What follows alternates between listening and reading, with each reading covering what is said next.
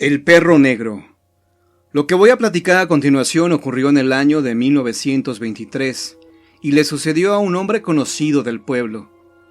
Se trataba de un hombre que tenía reputación por poseer un mal carácter, además de ser cruel y miserable con los animales. Sucedió en el mes de julio.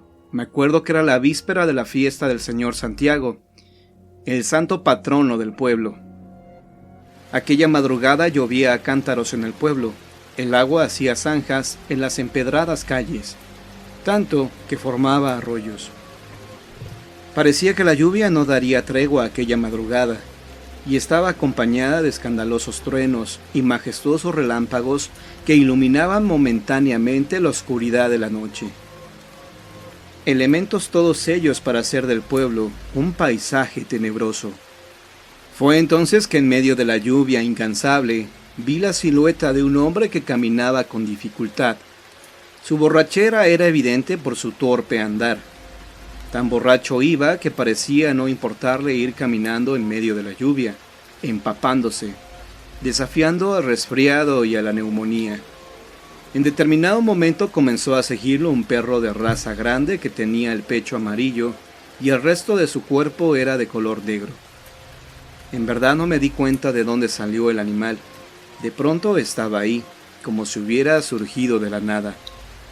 Debo decir que semejante perro no se me hacía conocido. Se veía peligroso y amenazante, y al igual que el hombre, estaba empapado. Cuando el hombre se percató que el perro lo seguía, detuvo su marcha, y el perro también se detuvo. Retomó su paso el hombre y el perro también lo hizo. Volvió a detenerse el hombre y también el perro. Lo seguía como una sombra.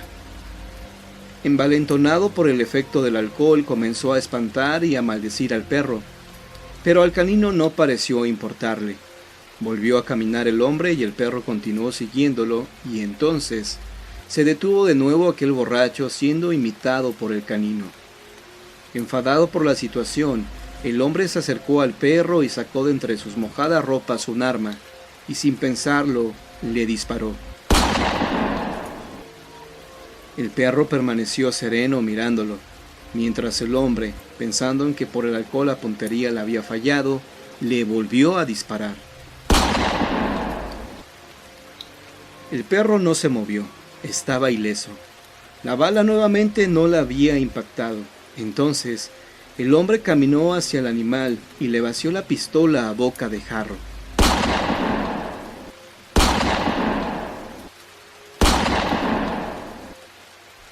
Aquel desdichado no tuvo éxito en ninguno de sus intentos por arrebatarle la vida al perro, muy a pesar de haberle disparado a tan poca distancia. Fue como si las balas se hubieran desviado de su blanco muy misteriosamente. Entonces, el hombre enfadado le arrojó la pistola al canino, la cual también se desvió inexplicablemente. En aquel momento, el imponente animal gruñó con ferocidad.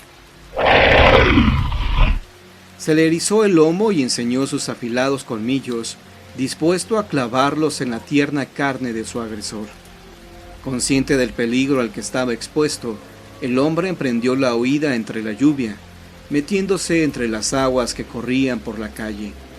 Tropezaba y en numerosas ocasiones estuvo a punto de caer por su estado, mas no cayó, y agitado llegó hasta donde yo me encontraba, y con tremenda desesperación me solicitó le diera auxilio. Sus cabellos estaban erizados, su rostro reflejaba angustia, y sus ojos estaban dilatados del temor. Tuve que actuar muy aprisa, pues el perro embravecido llegó con rapidez hasta donde nosotros.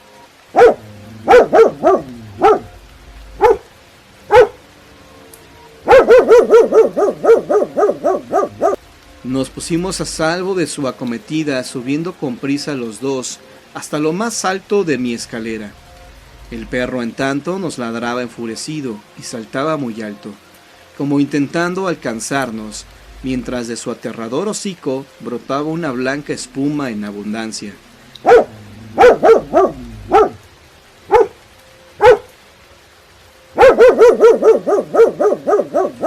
Rabiosa era su apariencia, y cuando se puso imposibilitado de alcanzarnos, se acrecentó su cólera. Entonces, Como si estuviera poseído por un demonio, se echó sobre sus lomos, y en aquel momento casi perdí la cordura por lo que estaba contemplando. Sí, porque aquel animal iracundo giraba sobre sus lomos, como si fuera un trompo, mientras emitía tremendos y aterradores sonidos desconocidos, que más que gruñidos y ladridos, parecían palabras distorsionadas.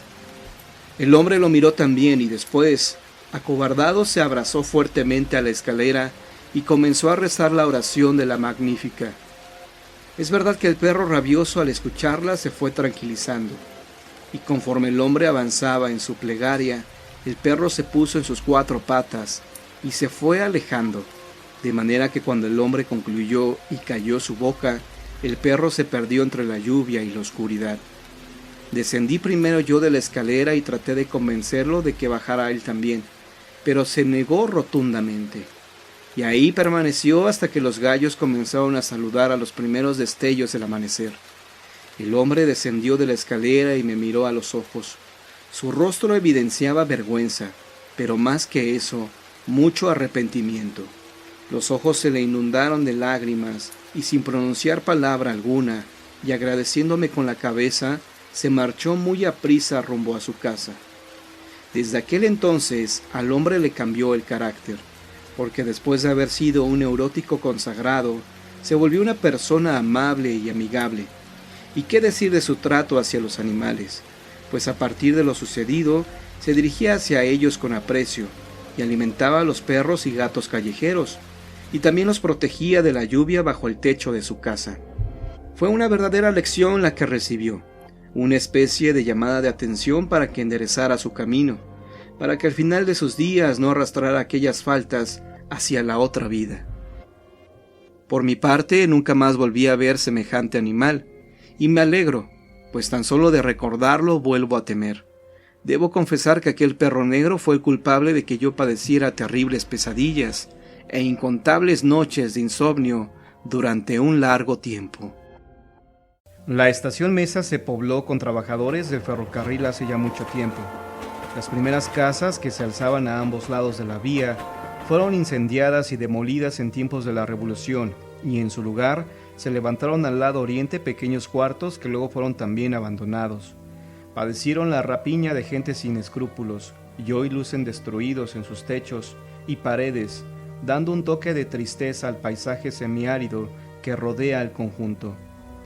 El paso estruendoso de las máquinas de vapor sobre las paralelas y el paso de guayines en trajín de pasaje y contrabando por el antiguo camino real aledaño son ahora solo recuerdos, una estampa del lejano pasado cuando las fieras y el indio de ojo vigilante dominaban la región. Pero algunas veces se ve a un hombre solitario haciendo señales a las modernas máquinas diésel que pasan con desdén ante aquella figura taciturna, que parece no entender los tiempos nuevos y quedó estática, como sombra del pasado, esperando año tras año el paso de los trenes nocturnos. En la estación Rodríguez la gente se sienta junto a las paredes de adobe a observar los cambios de vía y la maniobra de trenes, acomodándose para ceder el paso, ya que es el único espectáculo que han disfrutado en su vida, y dicen los mayores que cuando eran niños, sus padres les contaron que en la estación Mesa, un garrotero dio la señal de marcha al maquinista del tren en que trabajaba. El largo gusano de acero cubrió de ruido y vapor las vías y empezó su lento avance, pero nadie se dio cuenta que aquel humilde trabajador había caído y fue destrozado entre las ruedas del pesado monstruo de metal. Los rieleros acampados con sus familias en Mesa levantaron su cuerpo seccionado y llenos de tristeza por su compañero muerto. Lo cubrieron con una sábana y colocaron junto al cadáver aquella lámpara que ya jamás se encendería.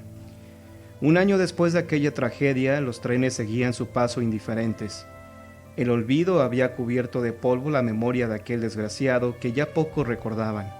Pero una noche, el maquinista detuvo el tren y bajó a pedir instrucciones al jefe de la estación.